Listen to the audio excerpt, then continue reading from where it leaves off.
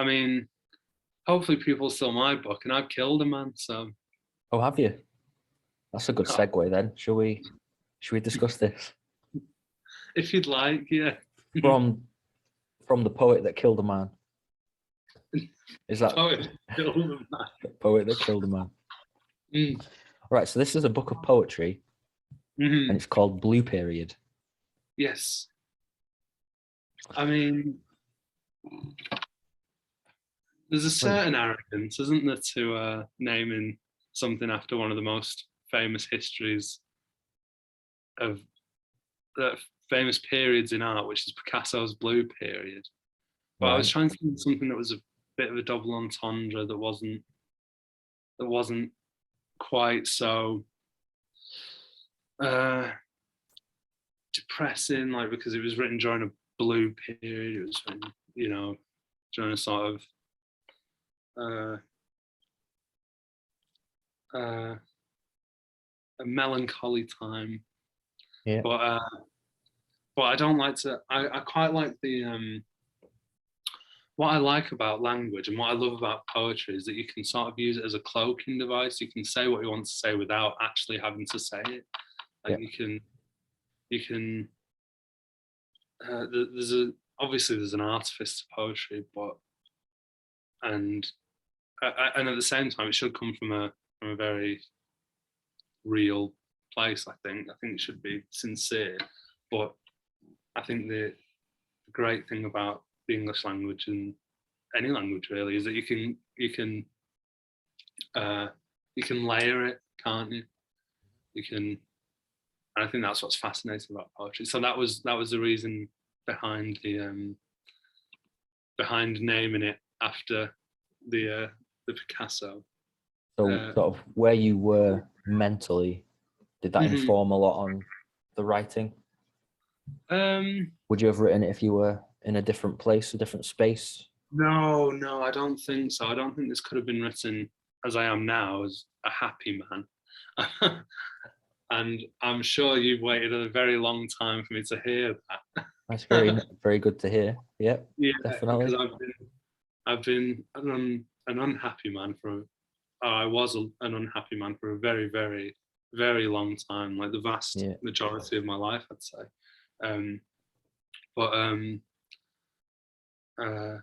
But now I'm in an incredibly happy relationship with someone that I love very, very much and who loves me, and we care for each other and we spend all of our time together, and work's difficult, but I'm still counting my blessings and stuff, like trying to take it to me and stuff, like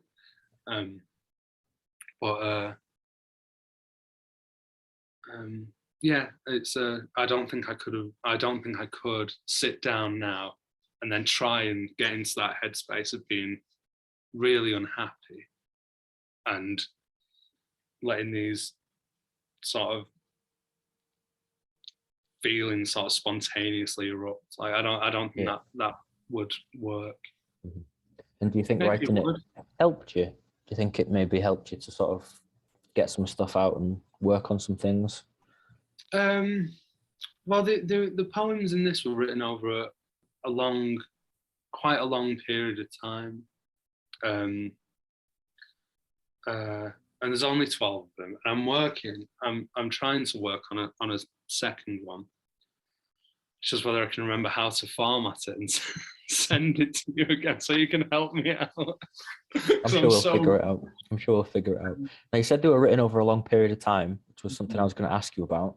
Was the goal all along to put them in a book, or were you just sort of writing poetry?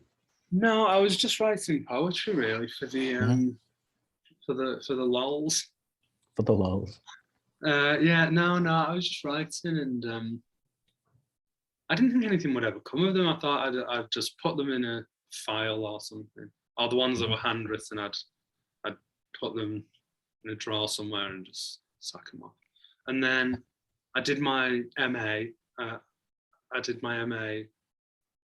In 2017, and I took a few to the MA and workshop, and they got a tepid response.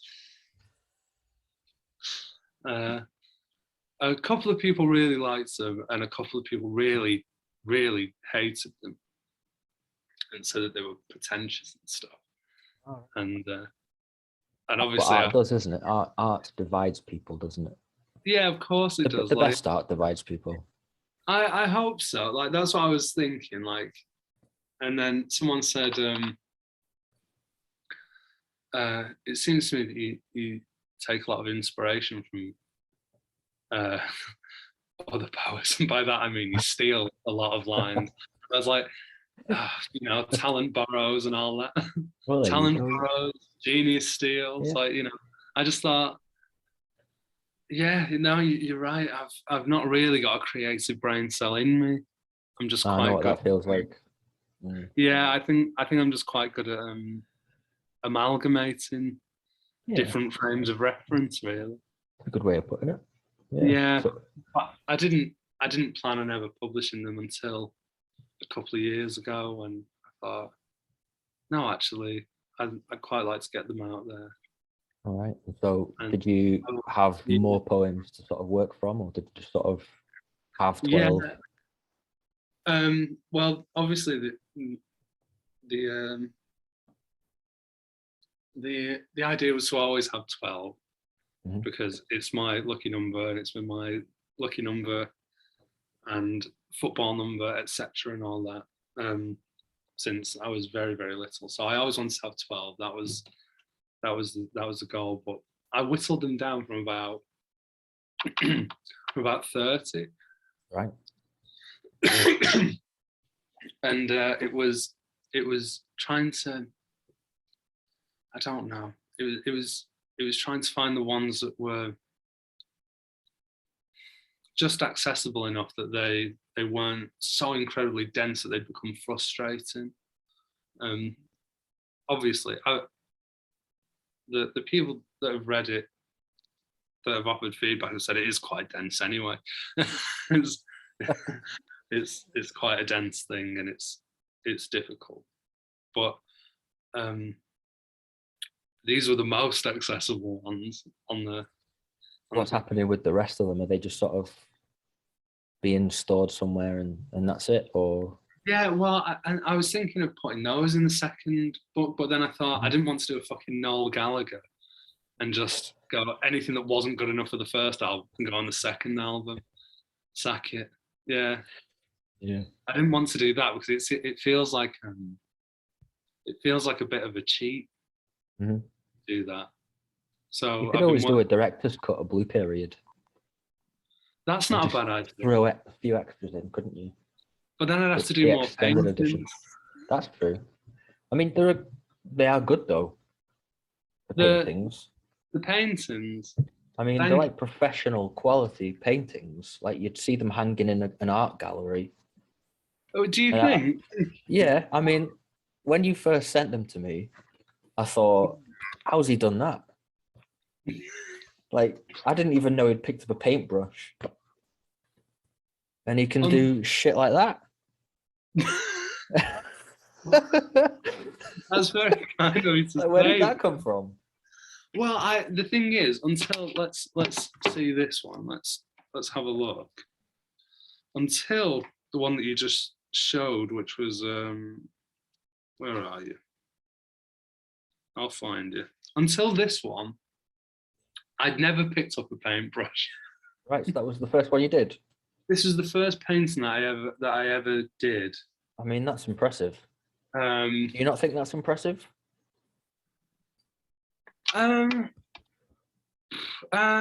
Yes, maybe. I don't know. It just sort of came out, really. Like, yeah. And then when I did that, I thought, oh, the colours. I like the colours, and that was the other thing about calling it the blue period, was because I wanted them all to be in shades of blue with pink as the sort of accent colour. I just think it's quite an aesthetically pleasing. Yeah. Just like colour. the cover. Yeah, yeah. They've got the blue and the pink. Yes, exactly. So did all the paintings come after the poems? Yeah, they did. Like, I didn't plan on doing the paintings at all. It just didn't enter my head, and then I thought, oh, I need a bit of a USP if I'm gonna put this into a book. Like, is there anything that I can do to make it slightly more interesting and worth the money than just having 12 poems in a small book? It was the book that inspired the art. Yeah. So the reason for it. Yeah, so the poems themselves informed and coloured each painting, really. So I'd have the poem, the hard copy of the poem next to me while I was painting them, as a sort of nebulous source of inspiration. But but I just decided to do it one day. I just thought, you know what, I'll give it a go, and if it doesn't work, it doesn't work. But if I'm quite proud of them, I'll put them in. Yeah. And it did, and your kind words really spurred me on to keep going, because obviously, just much like yourself, I struggle with self-doubt. Sure. Yeah. We're very self-lacerating people, which is probably what drew us to each other 17 years ago. Yeah. That we were different to the other wrestlers. Yeah. I think we were, weren't we? I think we weren't. We weren't proper knobs for a start. There were only a few people that I gravitated to. There was you, and there was obviously Juice and Owen, Damon, and the rest were various shades of brash. Right. So we've been doing any. We were wrestlers. We're gonna be brash. Of course we were.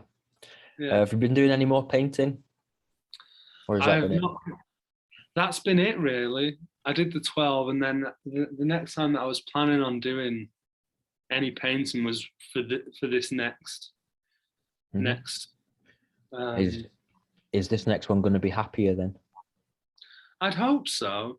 I mean, obviously, it's not all going to be happy. I'm still me. I've still got a brand. Still you. Still a big vampire.